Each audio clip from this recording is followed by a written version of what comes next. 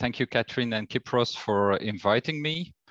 I want to discuss in 15 minutes with you the effects of obesity surgery on fertility, pregnancy, and the offspring. And to make it more relevant to clinicians, I will go over some recommendations for clinical care based on a guideline paper that we recently published. The background of this, as we all know, is the worldwide increase of patients with obesity, and especially of patients suffering of morbid obesity. And these are patients with a BMI over 40 or a BMI over 35 with comorbidities. And for these patients, the medical treatment is often ineffective to sufficiently reduce the health risks that are associated with their degree of obesity.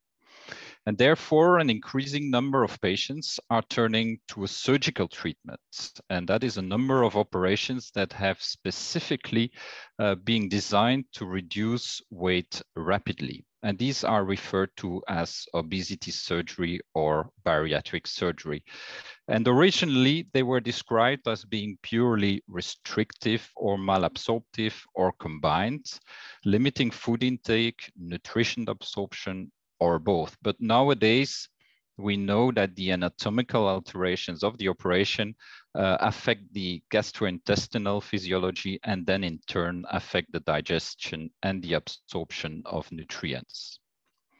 This slide shows you the three most performed procedures nowadays. First, the laparoscopic adjustable banding. That's an inflatable silicone band that is placed around the upper part of the stomach. And so we create a smaller stomach pouch. And this slows and limits the amount of food that is being consumed at one time, providing early satiety. The gastric sleeve in the middle is an operation where we remove 75% of the stomach volume, and what is left is a small vertical sleeve of stomach that is the shape of a banana. And then finally, the gastric bypass. Here, the stomach is reduced to a small pouch, the size of a thumb. And then the second step consists of transecting the small intestine and bypassing part of the small intestine by reconnecting the proximal part to the pouch and the distal part more distal to the small intestine. The number of procedures that is performed annually is rapidly increasing. As you see in the last chapter of IFSO, reported on more than 700,000 procedures. And what we also see in that all the published series, there is a predominance of women making up to 80% of the operations, and therefore about 50% of operations are performed in women under 45, which makes this very relevant subject for obstetricians. This slide is from the Swedish obesity study, and there they show the loss of weight that there is in the first year. And after bypass, you see that there is a loss of about 35. It then relapses somewhat and stabilizes about 25%. If you look at the decrease with banding and with sleeve, the plateau is about 15–20% of weight loss. And interestingly, the control group in this study, they received only lifestyle coaching and they lost about 2% and regained all of it. So that was not very effective. On this slide, you see the type of procedure that is now being performed, and that has changed over years. You see that nowadays it's the gastric sleeve that is the most performed, and gastric bypass slightly less, about 30%, and the gastric banding has been almost completely abandoned in most countries. A lot of studies have shown an important improvement in fertility, both in women and men after bariatric surgery. In women, this is achieved mainly by countering the excess estrogen production in the leukocytes and by the reduction of the circulating androgen. This will restore the gonadotrophin levels and improve ovarian function. Additionally, there is also the fact that operated women feel better. They have an improved self-esteem and body image, and therefore engage more often in relationships. And finally, we know that these operations can also result in malabsorption and emesis, and therefore there's raised concern about the efficacy of oral contraceptives. So globally, this results in an increasing number of pregnancy with a relatively high proportion of unplanned pregnancies.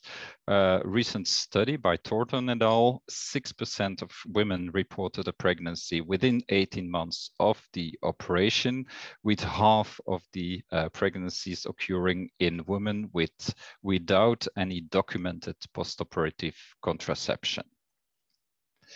So what are the effects of bariatric surgery on pregnancy? This is quite a difficult exercise. And it's a difficult exercise because it's important to understand which control group is being used in the studies. Is it a control group with a comparable preoperative BMI? These are women with a morbid obese phenotype.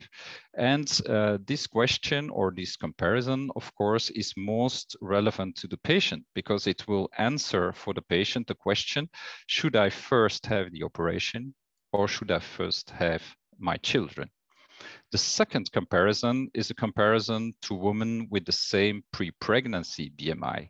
And this is most relevant to the clinician because it will answer the question whether or not should we give a specific management path for this group or patient compared to non-operated women. And two recent systematic reviews will help us to give an answer to this question. And the first systematic review by Kwong et al. In the American Journal did both comparisons. They first did the comparisons with the morbid obese population in blue on the forest plot and also in red on the forest plot with a comparable group with the same pre-pregnancy BMI. And if we look, for example, at the effects on GDM risk, we see compared to morbidly obese women, there is a very strong reduction in that incidence of GDM when the number needed to benefit of 5. However, compared to women with the same pre-pregnancy BMI, this effect completely disappears, meaning that the observed reduction is completely due to the decrease in BMI. If we look at another risk, for example, for SGA, we see that the risk is significantly increased with an odds ratio of 2.3 and a number needed to harm of 21. The increase is seen compared to both control groups, which means that it's not only related to a decrease in BMI, but also to factors related to the surgical procedure itself. As you see, for less frequent outcomes, there's a broad interval, and therefore there was a more recent meta-analysis that was performed by Zainab Akhtar. She's from the University of Newcastle. And in collaboration with my team, she combined all the control groups together. So she had almost 14,000 cases and over 3 million controls. And this methodology enabled her then to look specifically at less frequent outcomes. And you see that, for example, if we look at NICU admissions, we have an increase with 41%. If we look at perinatal mortality and congenital malformations, there is an increase of 36 and 29% respectively. So to summarize the effects on pregnancy on these slides, we see, for example, that compared to the woman with the same preoperative BMI, there's globally an improvement of outcomes, especially adiposity-related outcomes like GDM, LGA, macrosomia, hypertensive complications, and so on. But we pay a price with an increase in preterm delivery and small for gestational age fetal growth restriction. If we compare two women with the same pre-pregnancy BMI, there we only see a reduction in LGA, and we have an increased risk for preterm delivery, SGA, cesarean section, and also perinatal mortality. And there's two more things that we need to discuss. These are nutritional deficiencies and surgical complications. Nutritional deficiencies are quite frequent after bariatric surgery. Here you see the list of vitamins that can be deficient, with the complications that they can give both in the mother and the fetus. I want to draw the attention to the fat-soluble vitamins, especially vitamin K. It's often forgotten, and it can result in important coagulation problems also in fetuses. Important also to realize that the serum levels will drop during pregnancy, so we need to monitor these in every pregnancy trimester, making sure that we don't miss if we only measure early in pregnancy or in the preconception. The second important aspect is the surgical complications, and these surgical complications can be very various, but the most frequent and dangerous is the internal herniation due to a slippage of a loop of small intestine in the mesodefects that are created by the operation. And these are not infrequent, 2 to 11% in pregnancy. And the problem is that the symptomatology is quite vague. Patients complain of abdominal pain and vomiting, and these complaints are so frequent in pregnancy that they are often neglected. The second point is that the diagnostic imaging techniques are often delayed, CT, MR, and that clinicians are reluctant to perform laparoscopic procedures in pregnant women. So there is a high mortality both for fetuses and mothers in these complications when we don't have sufficient attention for it. An important aspect, as I shown, was the high incidence of fetal growth restriction. In our own prospective series of about 400 postoperative women, we have a birth weight that is 300 grams less than the general population, with an incidence of SGA of 16%. So it's an important problem. And some studies have specifically looked at growth trajectories of these fetuses. And we see that when compared to either obese or normal BMI mothers, there's a decrease, especially in the fat, in the subcutaneous fat tissue and the abdominal circumference in the third trimester in these fetuses. Risk factors for SGA are especially the surgery to pregnancy interval that is less than 1 year, which means the period that these women lose weight very rapidly, the absence of nutritional follow-up, and insufficient gestational weight gain when they gain weight below the recommendations of the IOM. So these fetuses are born with decreased body weight, with decreased body fat, and decreased placental weight. It mimics in utero starvation, and as we know, long-term effects of fetal growth restriction are increasingly being documented. So also for these fetuses, there is a terrible need for long-term insight in the metabolic and cardiovascular health. We did some pilot work on the subject with Caroline van der Male, looking at these children of these mothers. And when she compared them to a cohort of babies that were born from either obese controls or normal weight controls, she saw that the least favorable body adiposity profile was found in these postoperative children. That was seen in both the highest body fat percentage when we measured them by impedance, also the highest weight Z-score in these children, and the highest weight to height ratio Z-score in these children. So there is some kind of catch-up growth after birth that we don't understand, but that put these children probably at risk for specific metabolic and cardiovascular risk factors later in life.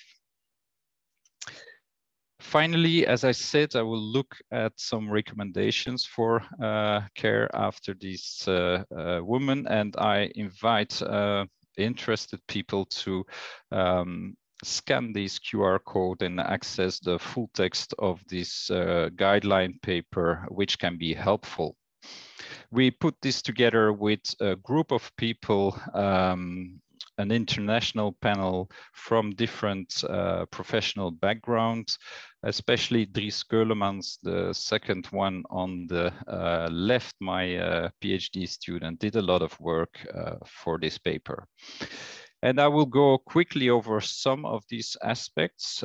First, contraception. What we advise is that pregnancy is being postponed until a stable weight is being achieved, and that takes usually at least a year. For contraception type, we advise long-acting reversible contraception to be placed ideally at the time of surgery. In terms of fetal monitoring, as I said, it's important to follow the fetal growth during the third trimester, and also to assess for some excess congenital malformations. Diabetes is an important one. These women often are still overweight or obese. They need to be screened, but we don't know how to screen them for diabetes. OGTT often results into dumping syndrome, so we will avoid it and either turn to CGM or a 7-point CBG to do that between 24 and 28 weeks. An important one is breastfeeding. We've done some studies showing that the composition of breast milk in these women is normal, so they can be advised to breastfeed safely. They often have concerns on this. The paper also gives recommendations on what supplements to give to these women, which vitamins and micronutrients are often depleted. And finally, we also advise to gain sufficient weight, because that's important for fetal growth. But on the other hand, if there's excessive weight gain, there's the risk of weight regain after the surgery, and this could also put these patients at harm. So that's what I wanted to tell today. Again, I want to thank you very much for attending this and for the invitation. Thank you. Thank you very much. That was such a comprehensive lecture. And in your final summary, you have answered a number of the questions. So thank you for such a fantastic talk. But I will extend with a few of the other questions, if that's okay with you. One person has asked, in a person who had resolved hypertension or type 2 diabetes after bariatric surgery, and they then develop hypertension or diabetes in pregnancy, would you manage them as somebody with pre-existing disease or new disease? And this may be of relevance for your thoughts about management in early pregnancy as well. Yeah, I think we need to manage them rather as a new patient, because it's we often see that there is especially for hypertensive and diabetic problems, there's a complete remission in a lot of women after the surgery. But then it's like their weakest points, they come back in pregnancy. And then I think it's better to treat them as new hypertension or new diabetic disease. Would you recommend giving aspirin for preeclampsia prophylaxis? We have a very low threshold to give them aspirin because we see that very often these women still are overweight or obese and have other risk factors that we would give them low dose aspirin in pregnancy anyway. But if a woman is has gained a normal BMI after pregnancy and has no other risk factors, we don't see bariatric surgery as a risk factor per se to give them aspirin. Okay, I would say as an obstetric physician, a number of other pre-existing conditions that have been treated, such as, for example, hyperparathyroidism, women do have increased rates of hypertensive disease in pregnancy. So pre-pregnancy counselling may be of value to consider this in some cases. There have been a number of questions about micronutrient deficiency, and I think you've answered them very well in your final few slides. But there is one specific question. How do we determine whether vitamin K needs to be given to mother or infant? That's a difficult one because vitamin K1 is not a routine measurement in most laboratories, and it's also very expensive to measure it. And therefore, what we do as a practical rule is that if a woman has either a deficiency in one of the other fat-soluble vitamins, which predicts a low vitamin K, or if it has a coagulation deficit, then we would give some additional vitamin K. Thank you. I see one of our panelists, Denise Lappert, has raised her hand. Please, Denise. Hi, Roland. Thank you for the enormous, interesting presentation. I would like to ask you a question. When you are looking at the follow-up on growth and fat in this postnatal growth of these babies, is there any difference regarding this gastric sleeve or the bypass? This is a very important question. As I showed on the panel, the gastric sleeve results in a bit less weight loss. And also people have argued that there is less malabsorption after the sleeve, and therefore the sleeve could be the preferred procedure for women of reproductive age. And many centers without a lot of evidence have chosen to do so. But there is insufficient literature to formally address this. And actually, this is one of the projects that we are planning to do, is to compare formally in terms of all the obstetric risk between these two procedures. But in practical approach, I think that nowadays a lot of surgical teams are preferably turning to gastric sleeve for women of reproductive age. Well, thank you so much. I have experience here in Brazil. There is a surgeon that does a modification of the gastric bypass, but he has been advising me, and we were discussing this issue, and it's his opinion as well that gastric sleeve for a woman in childbearing age, it's probably the best way to go. So I think in this kind of panel, we should aware people about that, because it seems to be much better for the micronutrients as well. We had the experience here in the spina bifida surgery. Among my 148 cases now, I had 4 gastric bypass patients, and all these cases had very bad outcomes in terms of preterm delivery. So not only, I think, they have more neurotubule defects, because 4 in 140 maybe it's a lot, but they also have a very bad outcome after surgery. Thank you, Denise. The problem, because we had some bariatric surgery patients in the surgery neurotube series as well, but it's very difficult. I think the congenital malformation issue is very difficult. Obesity is the main risk factor for all congenital malformations except for gastroschisis. So it's normal that these women, these morbid obese women, have a lot of congenital malformations. Probably there's evidence for that. When you operate these morbid, their individual risk goes down. But when you compare these women to normal size women, then the risk is higher. I agree with you. I can see Baski has his hand raised on the panel as well. Thank you. Thank you, Roland. That was an amazing talk for such an unusual condition for us to see. You extrapolated the consequences of growth restriction from a condition where the placenta is dysfunctional and there is both nutrient deficiency and also hypoxemia concurrently occurring, into a condition where I think probably we're talking about nutritional deficiency, but are we sure that there is also hypoxemia and that the long-term consequences of hypoxemia are as prevalent after bariatric surgery as they are when the placenta is dysfunctional totally? No, we don't have evidence for that, but we at least should be careful, because what we see is not only that these babies, when they are born, they have low birth weight, they have smaller placentas. We still have quite a high incidence of hypertensive complications in these women.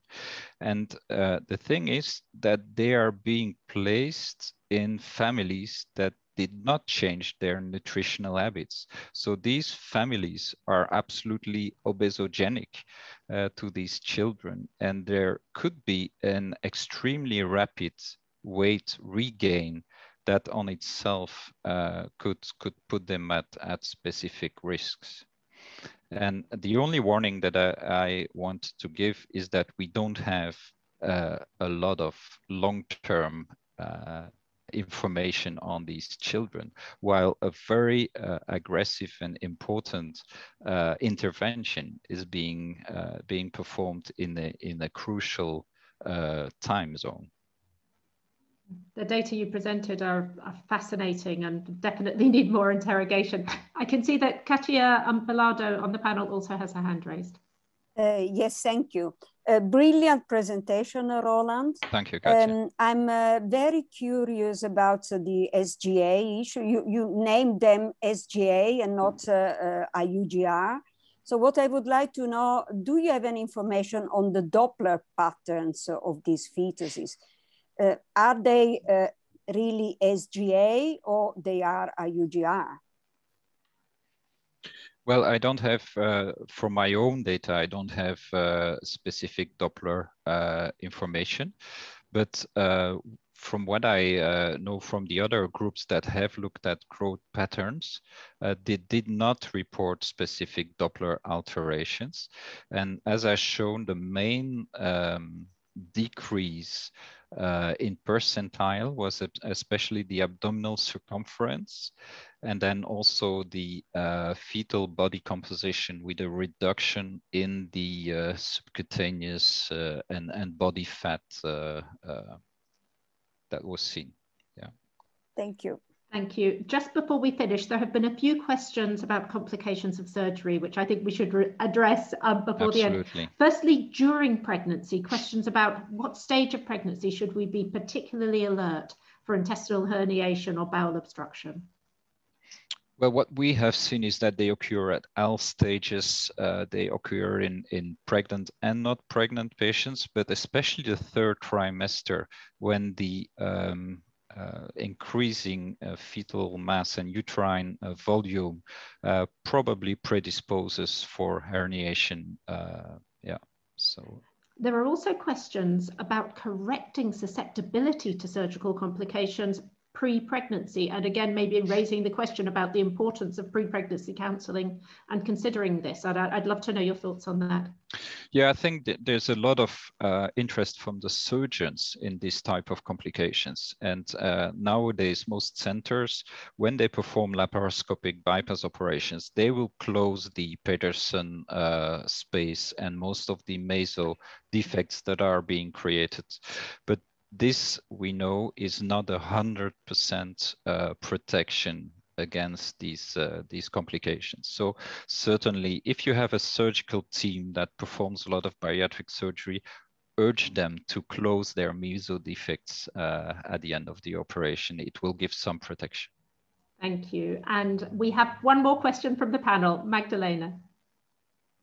Thank you so much, Roland. That was a brilliant presentation. I very much enjoyed it. And I think that it's a not so known topic. And we are seeing more and more of these women with these type of surgeries getting pregnant afterwards.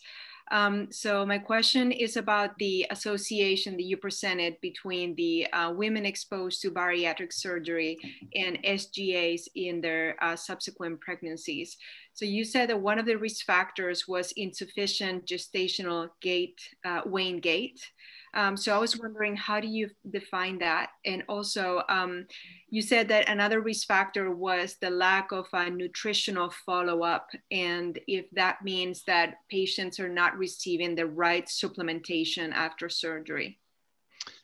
Thank you. Thank you. A very important question. Regarding the first one, we based our recommendations on what was defined in 2009 by the IOM. These are the widely in the world the most followed guidelines, and these depend on your pre-gestation BMI. So for example, for the 30% of women that still are obese, it's between 5 and 9 kilograms that we advise. If you go below these 5 kilograms, then you see more fetal growth restriction. Your second question was the lack of nutritional follow-up being a risk factor for fetal growth restriction. That was also something that we've seen. And what I mean by lack of nutritional follow-up is from the surgery. There's two kinds of patients. You have patients that very strictly follow the advice and the follow-up appointments from dietitians and practitioners. And then you have also patients that are being lost to follow-up with low compliance. And these patients especially are at risk of nutritional deficiencies and fetal growth restriction. We have a comment from Wolfgang Heinrich. Yeah, actually, it's also a short question.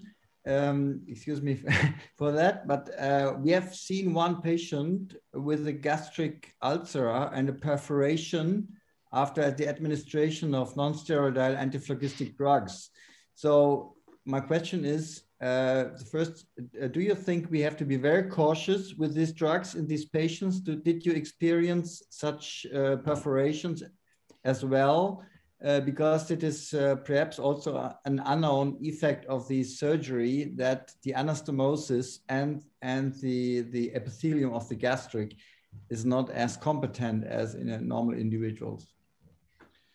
I know that these problems have been described with and without medication. I think we should always be careful with non-steroidals in pregnancy.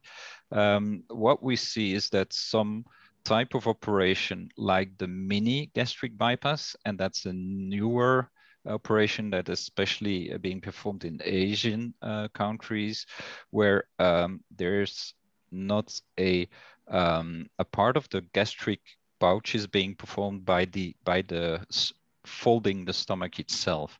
So, and therefore these patients, because they have much more reflux, they have much more risks for ulcerations. Yeah. I think at this point we will have to finish. Thank you for an outstanding presentation, and to all four speakers. It has been a pleasure to listen to you and to take questions today.